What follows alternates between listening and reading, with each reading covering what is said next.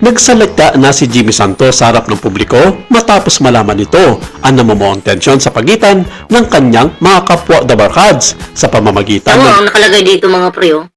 O, Jimmy Santos, nareesbakan si Anjo Iliana dahil sa paninira kay Tito Sen. So, bukod sa pagiging manyakis pala ni... alam naman natin, nakita natin sa mga live niya na manyakis talaga siya. Etong si Anjo Iliana, no? So, meron pa pala tayong malalaman dito. Ayan, panoorin po natin ito mga pre. Ayan. The Filipino Channel Canada kung saan permanente na rin nakabase ngayon si Jimmy Santos. Sinabi nito kay May Garcia, isang correspondent, nakaraang makausap nito online na wala umanong basihan ang mga ibinibintang paratang ni Anjuliana kay Tito Sen. Wala naman talagang basihan. Halata naman. Ano?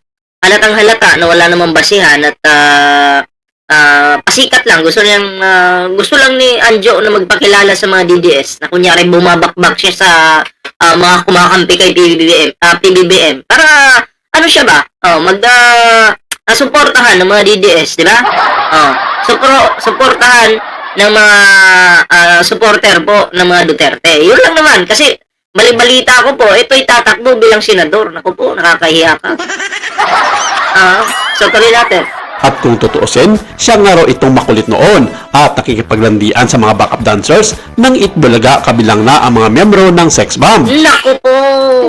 Halata naman, na mahilig po talaga siyang makipaglandian, Kasi sa live pa nga lang, talagang yung mga babaeng nakaka-video call na or yung nakakasama niya sa live, gusto niyang pasayawin kahit maiksi yung mga shorts. Hindi lang pala ito, manyakis talaga. Diba? Ibang klase yung kamanyakan. Diba? So, paano yan ngayon? Nilaglag ka na. Diba? Ikaw pala yung may baho. Kakaiba yung baho mo. Amoy na amoy namin ngayon. Diba? So, anyway, bago po tayo magtuloy-tuloy sa reaction natin ngayon. Ayan, kung bago ka pa lang dito sa ating YouTube channel, huwag kalimutang mag-like, share, and subscribe para naman po maging updated kayo sa lahat ng mga uploads natin. Ayan so, ayan, may TikTok po tayo, may Facebook po tayo. Sana po yung suportahan yung ating mga social media accounts. Ayan. So, ito na mga pre, tuloy na po natin yung ating reaction ngayon. Panoorin po natin ito. Sabi pa ni Jimmy, hindi niya lang masabi kung may naging jowa nga itong si Anjo sa kanilang mga staff o dancers pero... Naku. Oo. Hindi lang natin alam. Pero sa Six Bomb Girls, Six Bomb Girls ito, panoorin natin. At nakikipaglandian sa mga backup dancers ng Itbulaga kabilang na ang mga miyembro ng sex bomb. Six Bomb Girls. Nilalandi. Yang mukhang yan ang lalandi, Diyos ko po. Nilalandi mo? Pogi ka ba? Ewan ko, saan umugo ito nakakapala ng mukha? Feeling niya siguro siya si Tom Cruise. Grabe, tuloy na rin. Sabi pa ni Jimmy, hindi niya lang masabi kung may naging jowa nga itong si Anjo sa kanilang mga staff o dancers pero kitang-kita naman raw sa galaw nito na pinanggigigilan niya at pabiro pang inilalabas. Galing ito sa isang article mga pre, no? Ayan Jimmy Saints. Santos nagsalita na. Inilabas ang tunay na baho ng dating kasamahan sa Itbulaga na si Anjo Iliana. Ito para sa isang date.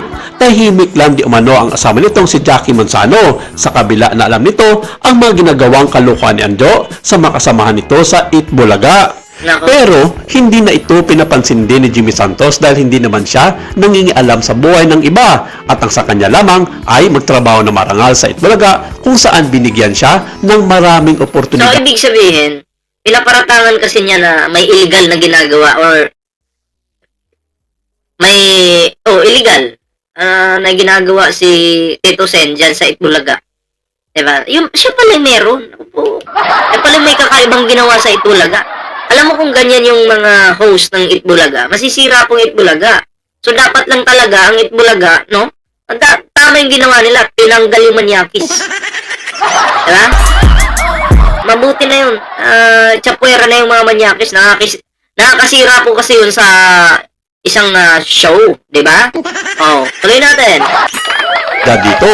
Kumakailan kasi ng ibinulgar ni Anjuliana na umano'y may sindikato sa loob ng Itbulaga. Yun nga, yung sinasabing sindikato, si Tito Sen daw, pero si Iliana pala yung may sindikatong ginagawa. Oo, diba?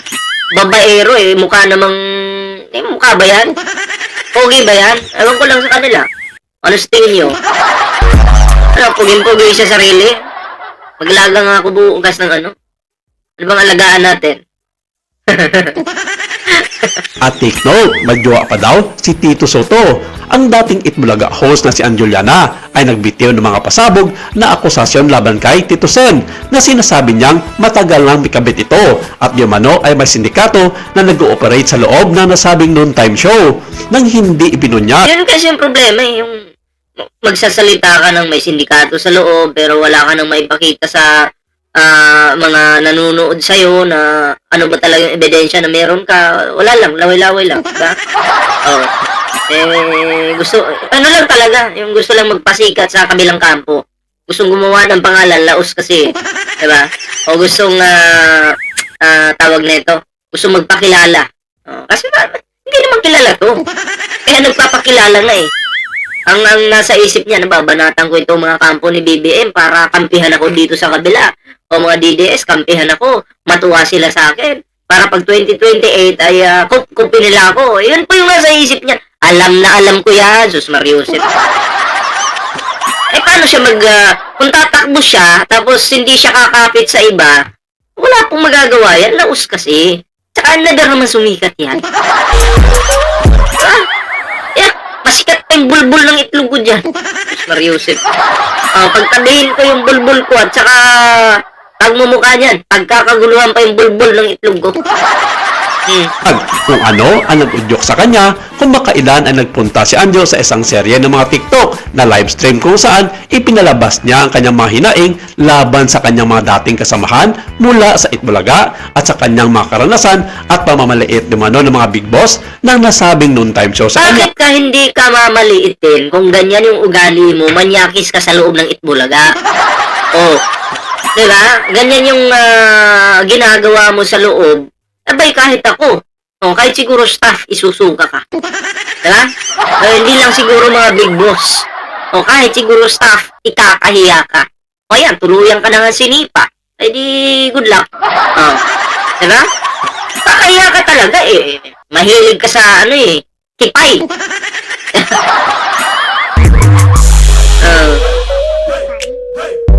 Biglang may sumilip. Tuloy natin. At sa kanyang pamilya. Sa kanyang live stream noong November 3, nagbanta si Anjuliana na ilalantad ang umano'y kabit ni Senator Tito Soto. Bakit hanggang ngayon wala pa? Asan na yung mga sinasabing kabit yan? Ilantad mo na. Ilabas mo na, pare ko. Wala eh. Hanggang salita lang eh. Kung patuloy siyang atakin ng mga taga-suporta ng Senador Online. Siyempre, lalo na ako, araw-arawin pa kita eh.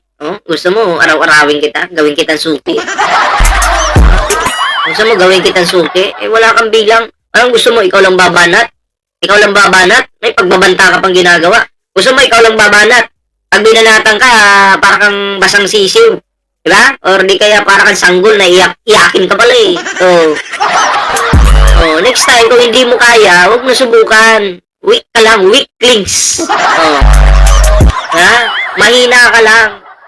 Puto ka lang sa amin. Huwag mo subukan. Ako po.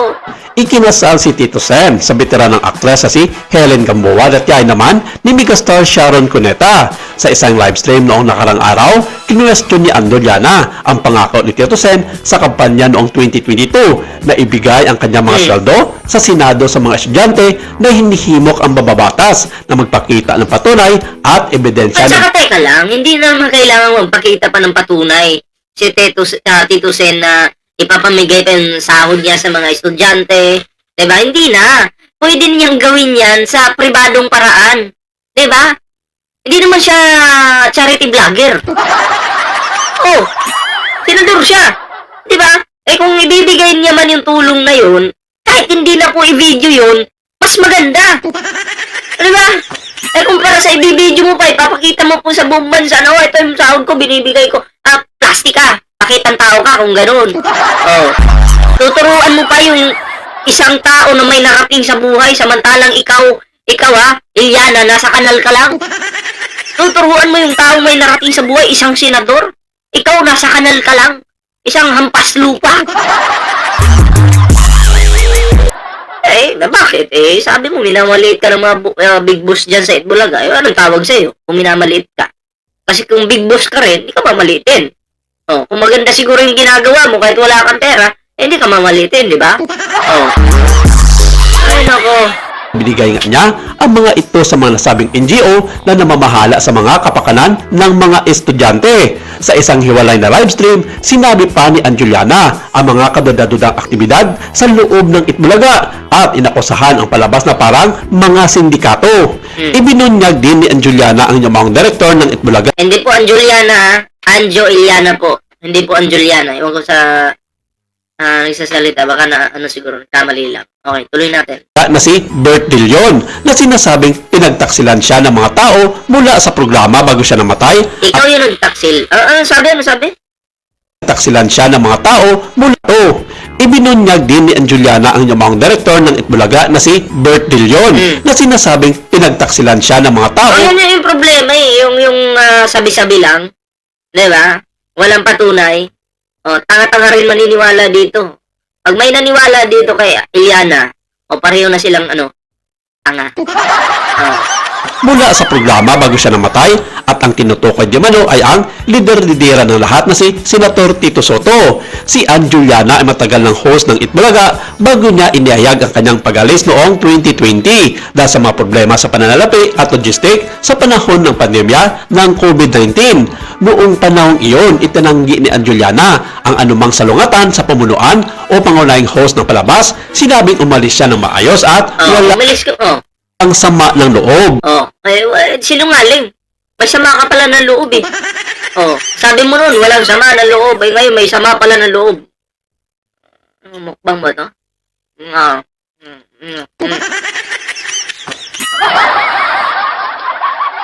Laway ko.